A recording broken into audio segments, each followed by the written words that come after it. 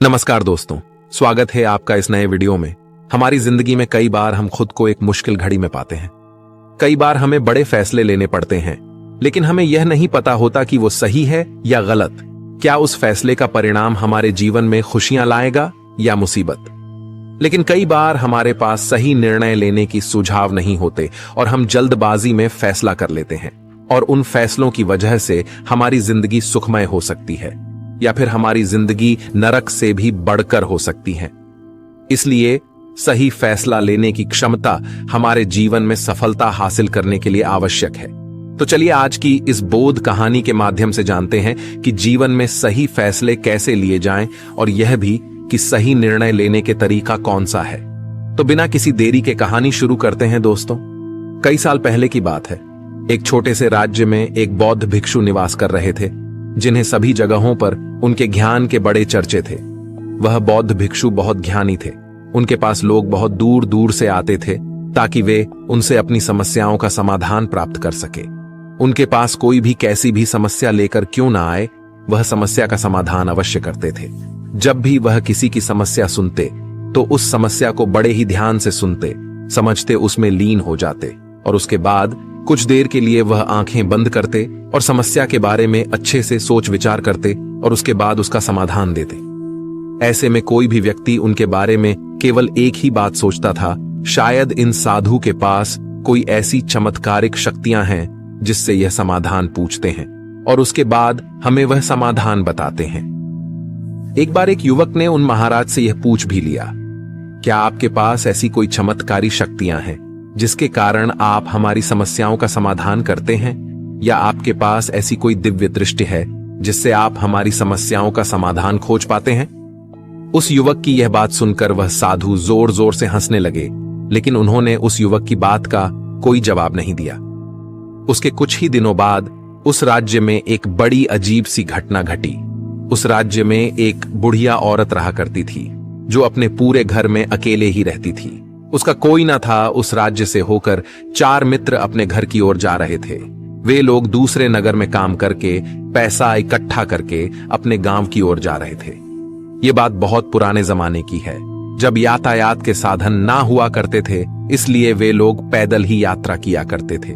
इसी कारण वे चारों मित्र अपने अपने धन को इकट्ठा करके अपने गांव की ओर प्रस्थान कर रहे थे। उन चारों ने अपना अपना धन एक छोटी सी पोटली में रखा था, और उसी पोटली में उन सब की सारी कमाई थी। तभी उन चारों मित्रों में से एक मित्र कहता है, मित्रों, इस तरह से यदि हम अपना धन अलग अलग रखेंगे तो इससे हमारा धन चोरी हो सकता है। क्यों ना हम अपना सारा धन एक ही पोटली में रख दें, जिससे हम सब इस पर ध्यान भी दे सकेंगे और हमारा धन सुरक्षित भी हो जाएगा। और जब हम अपने गांव पहुंच जाएंगे तो हम वहां पर अपना अपना हिस्सा इसमें से ले लेंगे। उन तीनों मित्रों ने उस युवक की बात मान ली और वे सभी मिलकर अपना धन एक ही पोटली में रख देते हैं, और वे सभी मिलकर अपने गांव की ओर आगे बढ़ते हैं। चलते चलते काफी समय बीत चुका था और अब रात्रि होने वाली थी। तभी आगे चलकर रास्ते में उन्हें एक घर दिखाई दिया, जहां पर एक बूढ़ी औरत रहा करती थी। रात्रि का समय भी हो चुका था और उन चारों मित्रों को रात रुकने के लिए कोई ना कोई जगह की आवश्यकता भी थी। ऐसे में उन चारों ने मिलकर यह योजना बनाई कि वे लोग आज रात इसी घर में ठहरेंगे। इसलिए वे चारों लोग उस घर की ओर आगे बढ़ते हैं। उस घर का दरवाजा खटखटाते हैं। तभी सामने से एक बूढ़ी औरत दरवाजा खोलती है और उन चारों मित्रों में से एक मित्र हाथ जोड़कर उस बूढ़ी औरत से कहता है, माता जी, हम अपने गांव की ओर जा रहे थे, लेकिन यहां रास्ते में ही रात हो गई और अब हम इतनी रात में सफर नहीं कर सकते। इसलिए हमारी आपसे विनंती है कि हम आपके यहां पर एक रात रुकना चाहते हैं। सुबह होते ही हम यहां से चले जाएंगे। उस बूढ़ी औरत ने काफी देर सोच विचार किया और उसके बाद वह बूढ़ी औरत कहती है, ठीक है, तुम सभी आज रात के लिए यहां पर रुक सकते हो। मुझे कोई दिक्कत नहीं, मैं खाना बनाने जा रही हूं। कहो तो तुम लोगों के लिए भी बना दूं। उन चारों ने सहमति जताते हुए कहा, हां बिल्कुल। उसके बाद उन चारों मित्रों ने धन की पोटली उस बूढ़ी औरत को थमा दी और कहा, माता जी, इस पोटली में हमारे साल भर की कमाई है। हम चारों ने अब तक का अपना सारा कमाया हुआ धन इसी पोटली में रखा है और अब हम इसे आपको सौंपते हैं, क्योंकि यह हम चारों से ज्यादा आपके पास सुरक्षित होगा। हम बस इतना चाहते हैं कि यदि हम चारों में से कोई एक व्यक्ति से लेने आए तो आप इस पोटली को उसे मत देना जब तक कि हम चारों एक साथ इस पोटली को लेने न आए। तभी वह बूढ़ी औरत कहती है, ठीक है बेटा, यदि तुम चारों एक साथ आओगे तभी मैं इस पोटली को आपको सौंपेंगे। और वैसे भी आप लोग तो सुबह यहां से चले जाने वाले हैं। मैं आपको सुबह ही यह पोटली थमा दूंगी, वह धन की पोटली। उस बूढ़ी औरत को थमाकर चारों मित्र निश्चिंत हो जाते हैं कि अब उनका धन सुरक्षित है और वे लोग खाना खाकर सो जाते हैं। अगली सुबह जब वह चारों उठते हैं तो सभी लोग अपनी आगे की यात्रा के लिए तैयारियां शुरू कर देते हैं। उन चारों नौजवानों में से एक नौजवान थोड़ा सा बदमाश था। वह अपने उन तीनों मित्रों से कहता है, भाइयों, इस बूढ़ी औरत ने हमारी रात भर खातिरदारी की है, हमें अच्छा भोजन खिलाया, सोने के लिए अच्छी जगह दी, रात भर यहां सर छुपाने के लिए एक अच्छा मकान दिया और हमने अब तक उसके लिए कुछ नहीं किया। वह बूढ़ी औरत अकेले ही खेतों में काम कर रही है। क्या हम सभी यहां से जाने से पहले इस बूढ़ी औरत की मदद नहीं कर सकते? उस बदमाश नौजवान ने मन ही मन यह योजना बना ली थी कि वह किसी तरह से भी उस बुढ़िया से पोटली हासिल करके ही रहेगा। बाकी के तीनों मित्र उसकी बातों में आ जाते हैं और वे सभी मिलकर उस बुढ़िया की मदद करने अर्थात खेतों में काम करने के लिए चल पड़ते हैं। वे सभी मिलकर खेतों का काम कर ही रहे थे कि तभी वह बदमाश नौजवान अपने बाकी तीनों मित्रों से कहता है, मित्र, मुझे जोरों की प्यास लग गई है, मैं जरा उस बूढ़ी औरत से पानी मांगकर लाता हूं। वह बाकी मित्र भी अब काफी थक चुके थे, उन्हें भी जोरों की प्यास लगी थी, इसलिए वह तीनों मित्र उसे वहां से जाने की अनुमति दे देते हैं। जैसे ही वह बदमाश उस बूढ़ी औरत के पास पहुंचता है, वह उस बूढ़ी औरत से कहता है, माता जी, अब हम यहां से जा रहे हैं, कृपया करके हमारे धन की पोटली हमें वापस दे दें। इस पर वह बूढ़ी औरत कहती है, नहीं नहीं, जब तक तुम चारों एक साथ ना हो तब तक मैं वह पोटली किसी को नहीं दे सकती। तुम्ही ने तो कहा था कि जब तक हम चारों एक साथ ना हो तब तक यह पोटली किसी को नहीं देनी है। तभी वह बदमाश उन तीनों की तरफ इशारा करते हुए कहता, हे लाओ। उन तीनों ने सोचा कि हमारा मित्र हमारे लिए पानी लाना चाहता है, इसलिए वह हमसे आज्ञा मांग रहा है। तभी उन तीनों मित्रों ने इशारे में उस युवक से कहा, हाँ हाँ ठीक है, ले आओ। ये देख, उस बुढ़िया को यह लगने लगा कि अब ये चारों यहां से जा रहे हैं और ये अपनी पोटली मांग रहे हैं, इसलिए उस बुढ़िया ने वह कोटलाकर उस बदमाश के हाथों में रख दी और वह बदमाश उस पोटली को लेकर वहां से चला गया और बाकी के तीनों मित्र अपने खेत के काम में व्यस्त हो जाते हैं। कुछ देर के बाद जब वह तीनों खेत का काम करके वापस लौटते हैं और बुढ़िया से कहते हैं, माता जी, हमारा मित्र जो यहां पानी पीने आया था वह कहाँ गया? इस पर वह बुढ़िया कहती हैं, क्या वह पानी पीने आया था? पर वो तो कह रहा था कि हम चारों जा रहे हैं, कृपया करके हमारे धन की पोटली हमें थमा दें। तब तीनों बड़े आश्चर्य होकर उस बुढ़िया से कहते हैं, माता जी, हमने भला कब कहा वह पोटली मांगी थी? हमें तो प्यास लगी थी और हमने पानी के लिए इशारा किया था। तभी बूढ़ी औरत उन तीनों से कहती हैं, परंतु अब तो वह पोटली लेकर जा चुका है। तभी वह तीनों मित्र सर पकड़कर रोने लगते हैं और कहते हैं, माता जी, उसमें हमारा सारा कमाया हुआ धन था जो वह अकेले लेकर भाग चुका है। हमने तो आपको कहा था कि जब तक हम चारों एक साथ ना आए तब तक आपको वह पोटली किसी को नहीं देनी है, फिर आपने ऐसा क्यों किया? इसमें आप ही की गलती है। हमने आपको उस पोटली की हिफाजत के लिए रखा था और आपने उसे एक ऐसे आदमी के हाथों में दे दिया जिसने हमारा सारा धन हमसे लूट लिया। हम बर्दाश्त नहीं करेंगे, हम राजा के पास जाएंगे और राजा से आपकी शिकायत करेंगे, न्याय की मांग करेंगे। अब तो इस बात का राजा ही फैसला करेंगे। तीनों नौजवान क्रोधित होकर राज दरबार में पहुंच जाते हैं और अपनी सारी समस्या उन राजा को बता देते हैं। जब वह राजा उन तीनों नौजवानों की बात ध्यानपूर्वक सुनता है तो वह तुरंत ही उस बुढ़िया को राज दरबार में पेश होने का आदेश देता है। राजा के आदेश पर राजा के सैनिक तुरंत ही उस बूढ़ी औरत को राज दरबार में पेश करते हैं और राजा भरी दरबार उस बूढ़ी औरत को दोषी करार कर देता है और कहता है, तुम्हें वह पोटली उस अकेले व्यक्ति को नहीं देनी चाहिए थी। जब उन्होंने तुमसे कहा था कि जब तक वह चारों एक साथ उस पोटली को लेने ना आए तब तक तुम्हें वह धन किसी को नहीं देना चाहिए था। इसमें तुम्हारी गलती है और अब तुम्हें इसका हर्जाना भरना होगा, तुम्हें इनका धन लौटाना होगा। राजा का यह आदेश सुनकर बूढ़ी औरत फूट फूट कर रोने लगती है और राजा से मदद की गुहार लगाती है और कहती है, हे राजन, मैं तो एक बूढ़ी औरत हूं और मेरे पास इतना धन नहीं है और ना ही मेरे घर में कोई ऐसा है जो धन कमाता हो। मेरे पास इतना धन नहीं कि मैं इनका धन लौटा सकूं। मैं तो अकेली हूं, बेसहारा हूं, कृपा करके मुझ पर रहम करे। लेकिन राजा उस बूढ़ी औरत की एक नहीं सुनता। वह बूढ़ी औरत रोते हुए अपने घर की ओर जा रही थी। ये सोच रही थी कि आखिर में इतना धन कहां से लाऊं, कि कैसे मैं उन लोगों का यह धन उन्हें लौट आऊंगी। मेरे पास इतना धन नहीं है। मैं क्या करूं, कैसे करूं, कहां से लाऊं इतना धन? यदि मैंने उनका धन नहीं लौटाया तो मुझे राजा मार डालेगा। वैसे भी मेरी ही गलती है। जब उन चारों ने मिलकर मुझसे कहा था कि जब तक हम चारों एक साथ ना आए तब तक वह पोटली किसी को नहीं थमानी है, फिर भी मैंने वह पोटली केवल उस एक व्यक्ति को थमा दी। इसमें गलती तो मेरी ही है। वह रोते रोते ये सारी बातें सोचते हुए अपने घर की ओर जा रही थी। तभी रास्ते में उस बूढ़ी औरत को वहीं संत मिले जो उस नगर में किसी भी समस्या का समाधान बड़ी ही सरलता और सहजता से करते हैं। उन्होंने उस बूढ़ी औरत से कहा, क्या बात है बेटी, क्यों रो रही हो? इस पर वह बूढ़ी औरत उस संत को सब कुछ सच सच बता देती है और कहती है, हे महाराज, इसमें गलती तो मेरी ही है। उन चारों ने तो पहले ही कहा था कि जब तक वे चारों एक साथ ना आए तब तक वह पोटली मुझे किसी को नहीं देनी है। लेकिन मेरी हिम्मत मारी गई थी जो मैंने वह पोटली केवल एक व्यक्ति को थमा दी और वह उनका सारा धन लेकर वहां से भाग गया।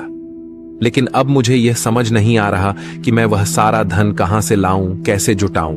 मेरे पास इतना धन नहीं है और राजा ने तो आदेश भी दे दिया है कि मुझे उनका धन लौटाना ही पड़ेगा। लेकिन मैं यह समझ नहीं पा रही कि इतना सारा धन मैं कहां से लाऊंगी। तभी वह संत उस बूढ़ी औरत से कहते हैं, शांत हो जाओ, मैं कोई ना कोई रास्ता जरूर निकाल लूंगा। इतना कहकर वह संत वहीं पर बैठ जाते हैं, ध्यान करने लगते हैं। कुछ देर के लिए आंखें बंद कर सोचते हैं, विचार करते हैं।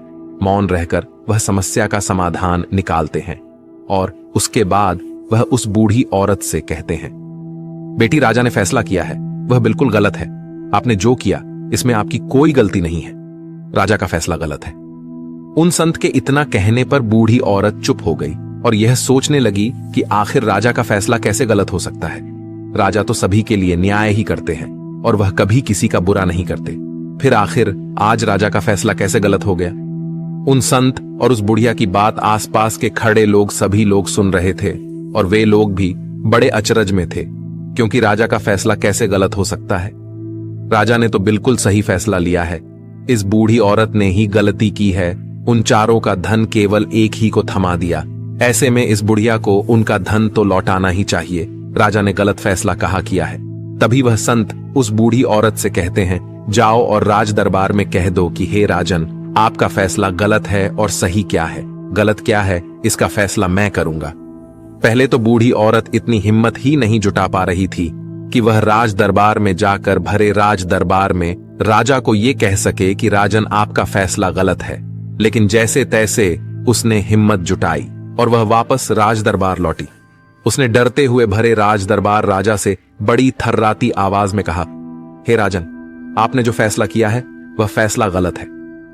इतना कहकर उसने राजा को सारी बात सच सच बता दी। उस बूढ़ी औरत की बात सुनकर राजा बहुत क्रोधित हुआ। राजा ने उस बूढ़ी औरत से कहा, कौन है वह संत जिसने मेरे फैसले को गलत बताया है? क्या उन्हें नहीं लगता कि मैंने सही निर्णय लिया है? मैं हर रोज कई निर्णय लेता हूं, कई फैसले करता हूं, लेकिन आज तक कभी किसी ने मुझसे यह नहीं कहा कि मेरा फैसला गलत है। यदि उन संत ने मुझे सही फैसला न सुनाया, उन्हें फांसी की सजा दे दूंगा। यह बात पूरे नगर में फैल गई। सभी लोग यह जानने के लिए हैरान थे कि आखिर वह साधु ऐसा कौन सा फैसला सुनाने वाले हैं जो राजा से भी उचित होगा, जिसमें सबके लिए न्याय होगा। राजा ने अपने सैनिकों को तुरंत ही आदेश दिया कि जाओ और संत को राज दरबार में लाओ। राजा की आज्ञा के अनुसार वे सैनिक तुरंत ही उन संत को लेने के लिए निकल पड़े। वे लोग कुछ ही देर बाद उन संत को लेकर राज दरबार पहुंचे। राज दरबार में सभी लोग उपस्थित थे और सभी लोग उन संत के फैसले का इंतजार कर रहे थे। उन संत को देखकर राजा कहता है, महाराज, आपको ऐसा क्यों लगता है कि हमने जो फैसला किया है वह गलत है? इस बुढ़िया ने यह वादा किया था कि वह चारों लोगों को एक साथ ही वह पोटली जमाएगी, फिर आखिर उसने अपना वादा क्यों तोड़ा? इसने यह गलती क्यों की कि इसने केवल एक ही को पोटली थमा दी और वह उनका सारा धन लेकर यहां से भाग गया? तो क्या इसमें इसकी गलती नहीं है? क्या इससे इनका धन नहीं लौटाना चाहिए? इस पर वह साधु बड़ी विनम्रता से राजा से कहते हैं, हे राजन, यह आपका फैसला था, लेकिन मैं आपसे कुछ कहना चाहता हूं। इस पर राजा कहता है, ठीक है, कहिए आप क्या कहना चाहते? इस पर वह साधु बड़ी विनम्रता से राजा से कहता है, हे राजन, जैसा कि वादा किया गया था कि पोटली एक साथ उन चारों को ही दी जाएगी, तो अभी तो ये केवल 3 है, चौथा कहां है? तो इनसे कहिए कि ये लोग यहां से वापस जाएं और अपने उस चौथे मित्र को यहां लेकर आए, तभी इनका धन वापस किया जाएगा। और वादा भी ऐसा ही किया गया था कि जब तक चारों लोग एक साथ ना हो तब तक उनका धन उन्हें नहीं लौटाया जाएगा। और यदि यह बूढ़ी औरत इन तीनों को धन लौटा देती है तो ये बूढ़ी औरत अपना वादा तोड़ देगी, और ये सही नहीं है। इसलिए यदि आप चाहते हैं कि इनका धन लौट आया जाए तो पहले इनसे कहिए कि ये लोग जाएं और अपने उस चौथे मित्र को यहां पर वापस ले आए। उस राजदरबार में हर कोई इस बात को सुनकर बहुत खुश हुआ। सभी ने उन संत की बहुत तारीफ की। राजा भी उन संत के इस फैसले से पूरी तरह से सहमत था। राजा तुरंत ही उन संत के सामने सिर झुका लेता है और हाथ जोड़कर उनसे कहता है, हे महाराज, आपका यह फैसला इतना सही कैसे हो सकता है? आखिरी बात मेरे दिमाग में आई क्यों नहीं?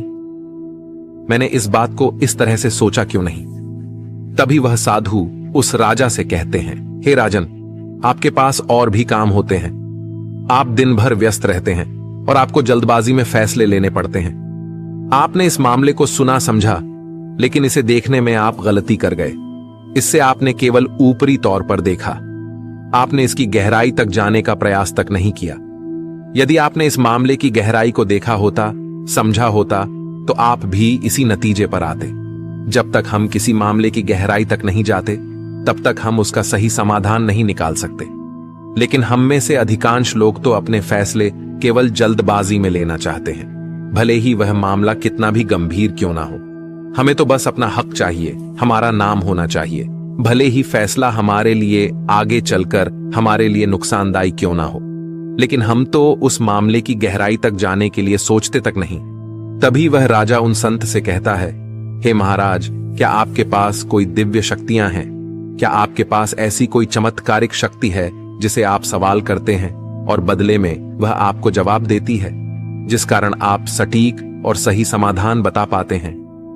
राजा की यह बात सुनकर वसंत मुस्कुराने लगे और राजा से कहते हैं, हे राजन, यह सवाल मुझसे कई लोगों ने पूछा है और मैंने कभी किसी का कोई जवाब नहीं दिया। लेकिन आप इस राज्य के राजा हैं, इसलिए मैं आपके इस प्रश्न का उत्तर देता हूं।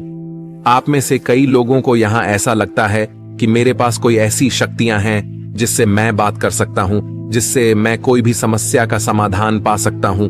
लेकिन मैं आप लोगों को एक बात सच सच बता देता हूं, मेरे पास ऐसी कोई शक्तियां नहीं हैं। मैं तो केवल हर मामले की गहराई तक सोचता हूं, उस बात पर विचार करता हूं, और जब मैं विचार करता हूं तो मेरे सामने कई सारे समाधान आते हैं, और जो समाधान मेरे सामने आते हैं मैं उन पर भी विचार करता हूं, उनके बारे में भी गहराई तक जाता हूं। और जब मुझे लगता है कि इस समस्या का समाधान यही होना चाहिए, तभी मैं समाधान उस व्यक्ति को देता हूं ताकि वह अपनी समस्या का समाधान कर सके। अब आप ही सोचिए, आप जल्दबाजी में यह फैसला लेकर इस बुढ़िया का जीवन पूरी तरह से बर्बाद कर देते। हमारा पूरा जीवन केवल एक फैसले पर निर्भर करता है। यदि वह फैसला सही हुआ तो हमारा जीवन अच्छा बन जाएगा, और यदि वह फैसला गलत निकला तो हमारा जीवन नर्क से भी बदतर हो सकता है। इसलिए यदि आप सही और सटीक फैसला लेना चाहते हैं तो आपको मौन रहना सीखना पड़ेगा। मौन रहकर उस पर विचार करना सीखना होगा, क्योंकि हमारे फैसले ही हमारा भविष्य तय करते हैं, हमारी जिंदगी का अगला पड़ाव तय करते हैं। फिर चाहे वह फैसले छोटे हों या बड़े, वे ही हमारी जिंदगी को निर्धारित करते हैं। इसलिए सबसे पहले हमें सही फैसले लेने के लिए मौन रहना सीखना आवश्यक है, उन पर विचार करना आवश्यक है। और जब आप ऐसा करते हैं तो आपके सामने एक ही समस्या के कई सारे समाधान निकल कर आते हैं। और जब आप उन पर गौर करेंगे तो आपको यह समझ में आएगा कि उन फैसलों का समाधान कैसा होना चाहिए, कि समाधान से आपको क्या फायदा होगा और क्या नुकसान होगा, या उस समाधान पर सोच और विचार करने पर ही आप उसे समझ सकते हैं। और तभी आप यह निर्णय भी ले सकते हैं कि क्या यह समाधान उचित रहेगा या नहीं। और यह सब संभव हो सकता है यदि हम कम बोलना शुरू करें, अब पूरी तरह से मौन हो जाए। इसका अर्थ यह है कि आप भीतर से शांत हो जाएं। और जब आप भीतर से शांत होने लगते हैं तो आपका मन स्पष्ट होने लगता है, साफ होने लगता है, और आप किसी भी चीज पर सोच विचार कर सकते हैं। और जब आप भीतर से शांत होने लगते हैं तो आप ऊपर से भी कम बोलते हैं। और जब आप धीरे धीरे कम बोलने के आदी हो जाते हैं तो आप साफ और स्पष्ट तौर पर सोच और समझ पाते हैं। आपके विचारों में शुद्धता आ जाती है, जिससे आपको यह साफ और स्पष्ट देखने को मिल जाता है ये कौन सा फैसला सही होगा और कौन सा फैसला गलत होगा। आपको उस परिस्थिति में क्या करना चाहिए और क्या नहीं करना चाहिए। लेकिन हम में से अधिकांश लोग अपने आप को सही साबित करने के लिए, अपने आप को ऊंचा साबित करने के लिए अत्यधिक बोलते हैं, और इतना बोलते हैं कि हर कोई उनकी बातों को गंभीरता से नहीं लेता। उन्हें ऐसा लगता है कि मानो ज्यादा बोलना ही हमारे लिए हमारा शस्त्र है। लेकिन वह यह भूल जाते हैं कि वह अत्यधिक बोलकर मूर्ख बन रहे हैं। लोग हमारा मजाक बनाते हैं, हमें मूर्ख समझते हैं, हमसे दूर रहने लगते हैं क्योंकि उन्हें हमारी बक बक अच्छी नहीं लगती।